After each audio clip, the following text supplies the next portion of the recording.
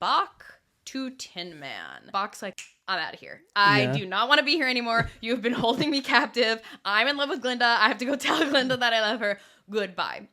And Nessa, also a witch, just goes into like a blind rage and ends up shrinking Bach's heart. 2 seconds later, she's like, oh my God, what'd I do? Oops. So Elphaba's like, okay, let me fix this. And she turns him into the Tin Man. So all of that to say, it was Nessa Rose who cast the original spell to shrink his heart. Yeah. And then it was Elphaba who cast the spell to make him the Tin Man in an effort to keep him alive.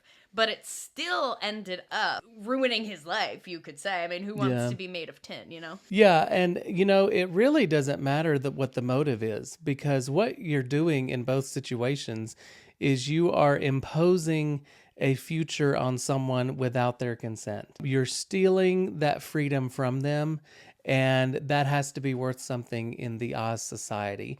I would be surprised if Oz didn't have laws about spells, given how everyone is like pointing their wand at everyone and, you know, doing all these things. Regardless of the motive for the spell, it's like, what if you had a gun? In our society, rather than a magic wand, and you're shooting bullets at different things.